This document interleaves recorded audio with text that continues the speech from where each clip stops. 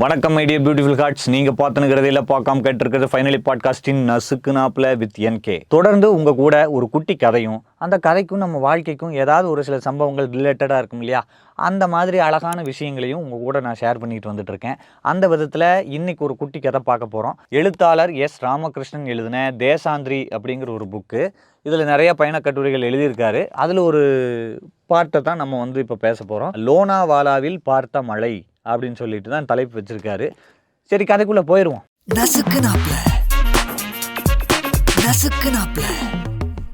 லோனாவாலா அப்படிங்கிற ஊர் எங்கே இருக்குது? பூனேக்கு பக்கத்தில் இருக்குது.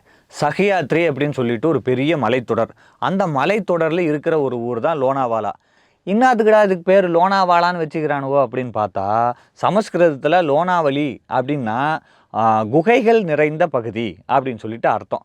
அதனால் இப்போ அந்த லோனாவாலாவில் பார்த்தீங்கன்னா புத்த துறவிகளெல்லாம் அந்த காலத்தில் தவம் செஞ்ச குகைகள், அவங்க வாழ்ந்துட்டு இருந்த குகைகளெல்லாம் அதிகமாக இருக்கிறதுனால அதுக்கு பேர் லோனாவாலா அப்படின்னே ஆயிடுச்சு.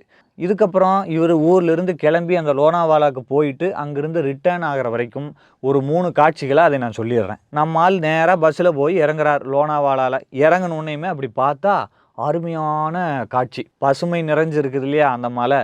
ஸோ அந்த மலையில் இப்போ சாரல் வேறு அடிக்க தொடங்கிருச்சு. போய் இறங்கினோன்னையுமே சாரல் வர்றதுக்கு ஆரம்பிச்சிருச்சு. எங்கே பார்த்தாலும் ஈரமாக தான் இருக்குது. ரோட்டில் பார்த்தாலும் ஈரம், கட்டடங்களை பார்த்தாலும் ஈரம், அங்கே இருக்கிற மரம் செடி கொடிகள் இலைகள் எல்லாத்துலேயுமே ஈரம்.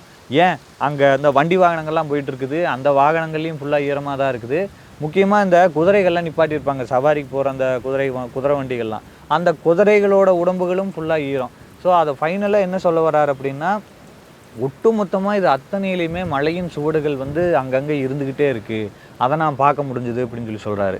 அதை தாண்டி இந்த மழையை இப்போ நம்ம ஊரில் மழை பெஞ்சிச்சுன்னா எல்லா வீட்டுக்குள்ளே ஓடி போயிடுவாங்க, இல்லாட்டி எங்கேயாவது ஒதுங்கி நின்றுவாங்க, மழையில் அதிகமாக நனைய மாட்டாங்க, வேலைகள்லாம் கொஞ்சம் லேட்டாகுன்னு வச்சுக்கோங்களேன்.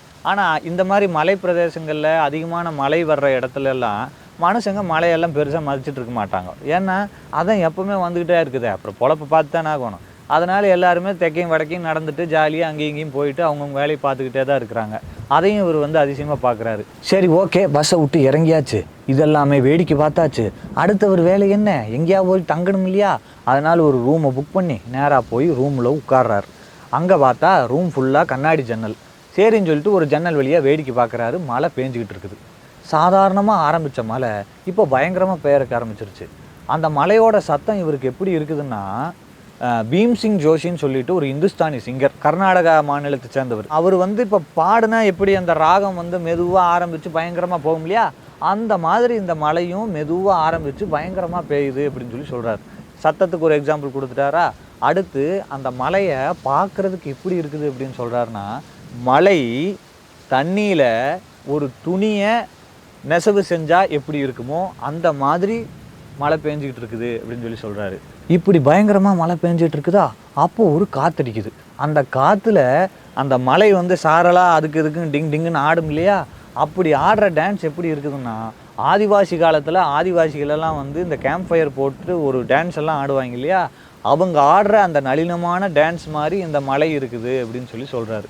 இப்போ ஏற்பட்ட அழகான அந்த மலையை ரசிச்சுட்டு இருக்கும்போது அவருக்கு ஒரு சில எண்ணங்கள் எல்லாம் தோணுது. அது எண்ணங்கள் என்னங்கிறத நான் படித்து காமிச்சிட்றேன். மலை சின்ன வயசுலேருந்தே புரிஞ்சிக்க முடியாத ஒரு மாயமாக தான் இருக்குது. மலையை முழுமையாக நம்மளால் அதை பார்க்க முடியாது, ஒரே ஒரு பகுதியை மட்டும்தான் நம்ம பார்க்க முடியும். அதே மாதிரி இந்த மலையோட சத்தம் எங்கிருந்து உருவாகுது, அது பூமியில் விழுகிறதுனால ஏற்படுற சத்தத்தை தான் நாம் மலையோட சத்தம் அப்படின்னு நம்ம சொல்கிறோம். அப்படின்னா அது மண்ணோட சத்தம் இல்லையா? அப்போது மலை வெறும் தனித்தனியான துளிகளா, இல்லை துளிகள் எல்லாம் சேர்ந்த கூட்டமா? அதே மாதிரி மலை நாம் எங்கே விழுக போகிறோம் அப்படின்னு சொல்லிட்டு அந்த மலை துளிக்கு தெரிஞ்சிருக்குமா? மழை மண்ணில் விழுகிற வரைக்கும் நம்ம கண்ணுக்கு தெரியுது, ஆனால் அதுக்கப்புறம் மண்ணுக்கு கீழே அது போயிட்டே தான் இருக்குது. அதனால் ஒரு வேளை மலைங்கிறது அப்போ ட்ராவல் பண்ணிக்கிட்டே தான் இருக்குதா? மலைக்கு எத்தனை விரல்கள் இருக்குது? அது ஏன் இந்த உலகத்தோட இந்த மண்ணோட இந்த ட்ரம்ஸ் வாசிச்சுக்கிட்டே இருக்குது? அதே மாதிரி இந்த மலை சில நேரம் ஒரு குழந்தையினுடைய புன்னகை மாதிரி சிரிப்பு மாதிரி இருக்குது, சில நேரத்தில் ஒரு பயங்கரமான மிருகத்தோட ஒரு உருமல் சத்தம் மாதிரி இருக்குது. அது ஏன் அப்படின்னு இந்த விஷயங்கள் எல்லாமே அவருக்கு கேள்விகளாக வருது. அப்போது சின்ன வயசில் இவர் மலையை பார்த்த அனுபவமும் ஞாபகத்துக்கு வருது. அப்போ வந்து மழை பெஞ்சிக்கிட்டு இருக்கும்போது எல்லாருமே அடித்து பிடிச்சி வீட்டுக்குள்ளே ஓடும்போது வீட்டுக்குள்ளே இருக்கிற பெண்மணிகள் எல்லாருமே என்ன பண்ணுவாங்களாம், அந்த குண்டான் சட்டி பானை குடம் எல்லாத்தையும் தூக்கி வாசலில் கொண்டு வந்து வச்சு ஃபுல்லாக நிறைக்கிறக்க ஆரம்பிச்சிருவாங்க. அதை எப்படி அழகாக சொல்கிறாருன்னா, ஆண்கள் வந்து மழை மழைன்னு சொல்கிற ஒரு விஷயம் பெண்களுக்கு வந்து தண்ணீர் தண்ணீர்னு தான் சொல்லுவாங்க. ஏன்னா மழைங்கிறது பார்த்து ரசித்து ஜாலியாக அதில் போய் டான்ஸ் ஆடி விளையாடுறத விட அதை அருமையாக அழகாக சேகரித்து அதை உபயோகப்படுத்துகிற ஒரு பக்குவம் ஒரு பார்வை வந்து பெண்களுக்கு தான் இருக்குது அப்படின்னு சொல்லிட்டு அதை மென்ஷன் பண்ணுறாரு. என்னதான் உலகத்தில் எத்தனையோ பூக்கள் இருந்தாலும் அந்த பூக்களுக்கு வாசம் இருந்தாலும் அத்தனை வாசத்தையும் கடந்தது இந்த மலை துளிகள் விழுகிற அந்த மண் வாசம் அப்படிங்கிறாரு. இவ்வளோ நேரம் இந்த மலையை பார்த்துட்டு ரசிச்சுட்டு இந்த விஷயங்கள் எல்லாமே யோசிச்சுட்டு இருந்தவருக்கு திடீர்னு பசிக்கிறக்க ஆரம்பிச்சிருச்சு. சரி கீழே போய் சாப்பிடுவோம் அப்படின்னு சொல்லிட்டு கீழே இறங்கி போகிறாரு. பக்கத்துலேயே ஒரு மெஸ் மாதிரி ஹோட்டல் இருக்குது. நேராக அங்கே போகிறாரு. அங்கே பார்த்தா இப்போ மழை பெஞ்சிக்கிட்டு தான் இருக்குது. உள்ளே இருக்கிறவங்கெல்லாம் மழையெல்லாம் ஒன்றும் பெருசாக மதிக்கலை. அவங்க பாட்டுக்கு ஒரு டீ சாப்பிட்டு காஃபி சாப்பிட்டு ரொட்டி சாப்பிட்டு அப்பப்போ திரும்பி பார்த்துக்கிறாங்க மழை பெய்யுதா இல்லையா, அவ்வளோதான். ஸோ பெரிய ரியாக்ஷன்ஸ் எல்லாம் எதுவும் கொடுக்கல. சரின்னு சொல்லிட்டு சாப்பிட்டுட்டு ஹோட்டல் விட்டு அப்படியே வெளியில் அப்படியே ரோட்டில் நடந்து வந்துட்டு இருக்காரு. மழை பேஞ்சிக்கிட்டு இருக்குது. எல்லாம் ரெயின் கோட் போட்டு நடந்து போயிட்டு வந்துட்டு இருக்கிறாங்க. அப்போ வந்து அங்கே அந்த உருளைக்கிழங்கு வண்டி ஒன்று நின்றுட்டு இருக்குது. ஃபுல்லாக உருளைக்கிழங்கு மூட்டை மூட்டையாக அடுக்கி வச்சுருக்காங்க. அந்த மூட்டையிலேருந்து ஒரே ஒரு உருளைக்கிழங்கு மட்டும் துப்பக்கடின்னு கீழே விழுந்து அப்படியே உருண்டு அழகாக ஓடுது. அப்படியே கேமரா அந்த உருளைக்கிழங்குலேருந்து அப்படியே நம்ம மேலே தூக்கணும்னா ஒரு குட்டி பாப்பா, அந்த குட்டி பாப்பா வந்து ரெயின் கோட் போட்டுட்டு கையில் ஒரு ஆரஞ்சு கலரு கொடை ஒன்று வச்சுக்கிட்டு இன்னொரு கையில் வந்து ஊதாப்பூ ஒரு 4-5 எண்ணம் கையில் வச்சுருக்கிறா அழகா. ஸோ அவள் வந்து அப்படியே நடந்து வந்துட்டுருக்கிறா. இவர் பார்த்துட்ருக்கிறாரு. ஒரு இடத்துல டப்புன்னு அந்த புள்ள நின்றுச்சு. நின்றுட்டு எங்கேயோ பார்த்துட்ருக்கா, கீழேயோ மேலேயோ எங்கேயோ பார்க்குறா. உத்து பார்த்துட்டு அந்த இடத்த பார்த்துட்டு என்னமோ தன்னை போல் பேசுகிறா, யாரு கூடயோ பேசுகிற மாதிரியே. இவர் பார்த்துட்டே இருக்காரு. என்னடா இது இந்த பொண்ணு யார் கூட பேசுது அப்படின்னு சொல்லிட்டு நேராக கிட்ட வர்றாரு. யார் கூட சாமி பேசிகிட்டு இருக்கு அப்படின்னு சொல்லி கேட்குறாரு. அந்த பாப்பா கை வந்து நீட்டுறா அப்படின்னு. அங்கே பார்த்தா ஒரு தவளை உட்காண்ட்ருக்குது. அந்த தவளை எப்படி இருக்குது அப்படின்னா ஃபுல்லாக மழை பேஞ்சு அதோட தோல் எப்படி இருக்குன்னா கரும்பச்சை கலரில் அடர்த்தியாக இருக்குது. அது இல்லாமல் அது வந்து அதோட பெரிய கண்ணை முழிச்சு பார்த்துட்டு ஓகே மழை பெய்யுதா பெய்யலையா அப்படின்னு சொல்லிட்டு ஸ்கேனிங் மட்டும் பண்ணிவிட்டு கபக்குன்னு மூடிட்டு அமைதியாக சாந்தமாக இருக்குது. எந்த சலனமும் கிடையாது அந்த தவளை கிட்ட. இவர் அந்த பாப்பாவை பார்க்குறாரு.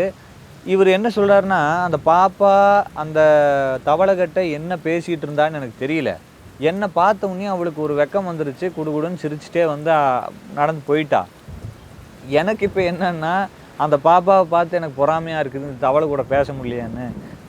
ஏன்னா எனக்கு தவளை கூட பேசுகிற வயசை நான் கடந்துட்டேன். அதனால் என்ன பண்ணுறது, பேசாமல் அமைதியாக ரூமுக்கு வந்துட்டேன் நான் அப்படின்னு சொல்லி சொல்கிறாரு. ஸோ இப்படி ஒரு 3 நாள் அந்த லோனாவாலாவில் வந்து தங்கியிருக்காரு. இந்த மலையை பார்த்து ரசிக்கிறாரு. அந்த மலையோட பேச்சை கேட்குறக்கு பழகிட்டேன் அப்படின்னு சொல்லி சொல்கிறாரு. அதெல்லாமல் இந்த மலையை ரசித்து முடித்து நான் ஊருக்கு வந்ததுக்கப்புறமும் பல நாட்களுக்கு நான் தூங்கும்போது என்னோடய காதில் அந்த மலையோட முணுமுணுப்பு சத்தம் கேட்டுக்கிட்டே இருந்தது. அந்த மலையும் நானும் சக பயணிகள் ஆகிட்டோம், ட்ராவலர்ஸ் ஆகிட்டோம். இப்போவும் நான் ஊராக எங்கெங்கெல்லாம் போகும்போது நானும் அந்த மலையும் சந்திச்சுக்கிறோம், பேசிக்கிறோம், சிரிச்சுக்கிறோம். இந்த மாதிரி சக பயணிகளாக நாங்கள் வந்து தொடர்ந்து பயணம் பண்ணிக்கிட்டே தான் இருக்கிறோம் அப்படின்னு சொல்லிட்டு ஃபைனலாக ஒரு கொஸ்டினோட முடிக்கிறாரு. மழையுடன் நட்பு கொள்ளாதவர்கள் எவர் இருக்கக்கூடும் அப்படின்னு சொல்லி. இந்த கதையை படிக்கும்போது எனக்கு மழை சம்பந்தமான சின்ன வயசுலேருந்து இப்போ வரைக்குமே இருக்கிற அழகான பல நினைவுகளும் ஞாபகம் வருது. அதே மாதிரி இந்த மழையால் உருவான பல அழிவு சம்பவங்களும் ஞாபகம் வருது. மனிதனுடைய எந்த ஒரு உணர்வாக இருந்தாலும் அந்த உணர்வு நிலை மழை பெய்யும் போது அதிகமாக இருக்கும். அவன் காதலில் இருந்தாலும் சரி, தனிமையில் இருந்தாலும் சரி, ஏக்கத்தில் இருந்தாலும் சரி, வேறு எந்த ஒரு உணர்வு நிலையில் கோபத்தில் இருந்தாலும் சரி, எந்த ஒரு உணர்வு நிலையில் இருந்தாலும் மழை வந்து அந்த உணர்வு நிலையை அதிகப்படுத்துது. பல படங்களை நம்ம பார்த்துருப்போம். ஒரு ரொமான்டிக் சீனாக இருந்தாலும் சரி, ஃபைட் சீனாக இருந்தாலும் சரி, எமோஷ்னல் சீனாக இருந்தாலும் சரி, மழை பெய்யும் போது அந்த சீனை நம்ம காட்டும்போது கண்டிப்பாக அந்த ஒரு ஃபீலிங்கோட இன்டென்சிட்டி அதிகமாக இருக்கும். நம்மளால் இன்னுமே ஆழமாக அதை வந்து கனெக்ட் பண்ணிக்க முடியும். அப்படிப்பட்ட மழை உங்கள் வாழ்க்கையில் எப்படிப்பட்ட ஒரு இம்பேக்டை கொடுத்துருக்குது? அந்த மழை மேலே உங்களுக்கு ஆசை இருக்கா, இல்லை கோபம் இருக்கா, இல்லை ஏக்கம் இருக்கா? உங்கள் வாழ்க்கைக்கும் உங்களுடைய உணர்வுகளுக்கும் மழைக்கும் ஏதாவது ஒரு சம்மந்தம் இருந்ததுன்னா அதை வந்து கமெண்ட்ஸில் கண்டிப்பாக சொல்லுங்கள். உங்களுடைய உணர்வுகளையும் உங்களுடைய எண்ணங்களையும் வந்து ஷேர் பண்ணிக்கோங்க.